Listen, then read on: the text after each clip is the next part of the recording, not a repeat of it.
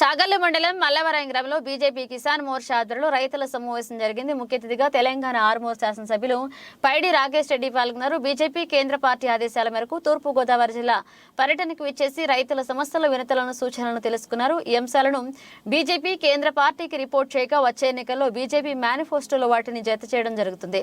ఈ సందర్భంగా పైడి రాకేష్ రెడ్డి మాట్లాడుతూ ప్రధాని నరేంద్ర మోదీ నాయకత్వంలో భారతదేశం అభివృద్ధిలో ఉన్నత శిఖరాలకు చేరుకుంటుంది. 2014-2024 ఈ 10 ఏళ్లలో దేశ ప్రయోజనాల కోసం అనేక చారిత్రాత్మక నిర్ణయాలతో దేశ ప్రజలు కలను సాకారం చేశారు.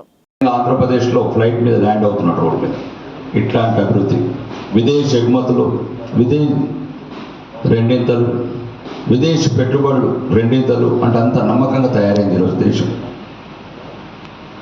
విశ్వకర్మ యోజన కావచ్చు, ప్రధానమంత్రి ఆవాస్ యోజన కావచ్చు, 12 కోట్ల ఆడబిడ్డలకు మరుగుదొడ్లు కావచ్చు, 9 కోట్ల ఉజ్వల గ్యాస్ సిలిండర్లు కావచ్చు, ఆయుష్మాన్ భారత్ లాంటి బీమా పథకాలు కావచ్చు. ఎక్కడైనా పేదవాడు, మధ్యతరగతి రైతులు ఇట్లాంటి అభివృద్ధి 60 సంవత్సరాల గత ప్రభుత్వాల కన్నా 10 సంవత్సరాలు. ఆత్మాభిమానం ఒకవైపు, ఆత్మగౌరవం ఒకవైపు, అభివృద్ధి ఒకవైపు, ఆత్మాభిమానం ఒకవైపు. 500 సంవత్సరాల నుంచి మన రాముడు, మన దేవుడు ధ్వంసం చేయబడ్డ అయోధ్య రామ మందిరం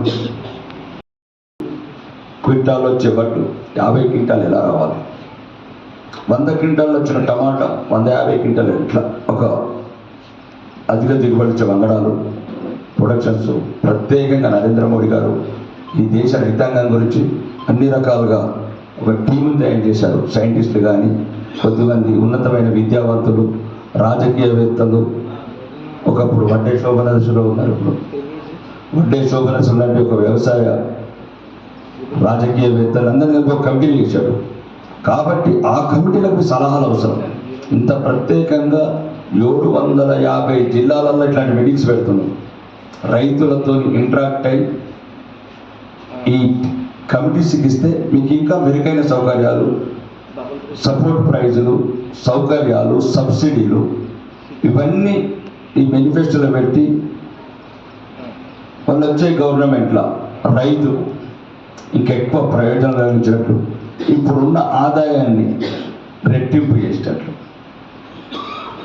కాబట్టి ఏదో అల్లడెల్లుతున్న ఉదయ రాజధాని కావచ్చు, రకరకాల సమస్యలు, స్థానికంగా ఉన్న రాష్ట్ర సమస్యలు, అవి తర్వాత రాజకీయ వేదికల మీద మాట్లాడతాం. అన్నీ ఉన్న అంగట్లో చెందినట్టు ఒక రాజధాని లేని బిడ్డలాగా తయారైపోయింది రాష్ట్రం.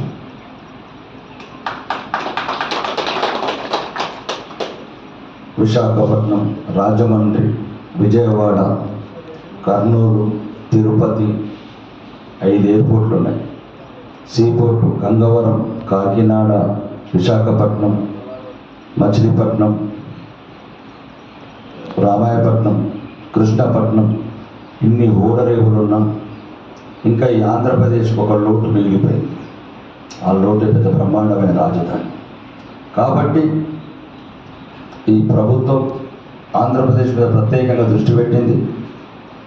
భారతీయ జనతా పార్టీ ఒకవేళ రావడం అయితే పక్క, వచ్చినప్పుడు మీరు సరైన ప్రతినిధులను మా వాటాగా, మేము తెలంగాణ నుంచి కూడా మనం అదే మాట్లాడుతున్నాం. భారతదేశంలో ప్రభుత్వం ఉందని చంకలు గుద్దుకోవడం కాదు, ఆ ప్రభుత్వంలో మన భాగస్వామ్యం ఎంత అయితేనే మనం పిలుస్తారు ఢిల్లీ వీధుల్లో.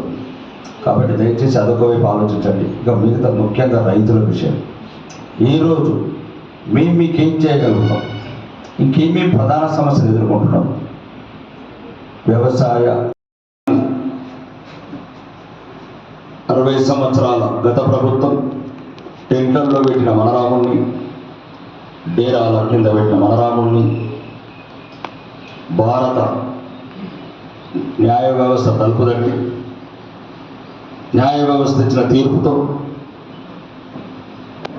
500 సంవత్సరాల కళ మన బాలరాముడి మందిరం పునఃప్రతిష్ఠించుకోవడం జరిగింది. అది ఆత్మాభిమానం. హిందువులది ఆత్మాభిమానం ఒకవైపు, అభివృద్ధి ఒకవైపు, ఆత్మగౌరవం ఒకవైపు. అన్నిటికన్నా ముఖ్యం ఈ బిల్డింగులు ఉండాలా, ఈ పచ్చటి పొలాలు ఉండాలంటే దేశం ఉండాలి. దేశమే లేని రోజు, ధర్మమే లేని రోజు రాజమండ్రి ఉండదు, రాజమండ్రి పక్కన చాగల్లు ఉండదు, చాగల్లు పక్కన మల్లవరం ఉండదు. దానికి చదువుకున్న వాళ్ళు ఉంటే గత చరిత్ర ఒకసారి తెలుసుకోండి. ఎన్ని వందల సంవత్సరాలు హింసించబడ్డం, ఎన్ని వందల సంవత్సరాలు దోచుకోబడ్డం. కాబట్టి దయచేసి రైతులు కూడా ఇక్కడ కొద్దిగా ఉన్నత విద్యావంతులు ఉంటారు, చదువుకున్న వాళ్ళు ఉంటారు. ఎందుకంటే నాకు చిన్నప్పటి నుంచి పరిచయాలు ఎక్కువ ఉన్నాయి ఇక్కడ. మా భార్యది కూడా నెల్లూరు, నాకు విశాఖపట్నంలో చాలా చోట్ల వ్యాపారాలు ఉన్నాయి. చదువుకున్న వాళ్ళు, సంస్కారవంతులు, సాంప్రదాయవాదులు, కట్టు బొట్టు నిండుకున్న వాళ్ళు. ధర్మం కూడా ఉండాలి.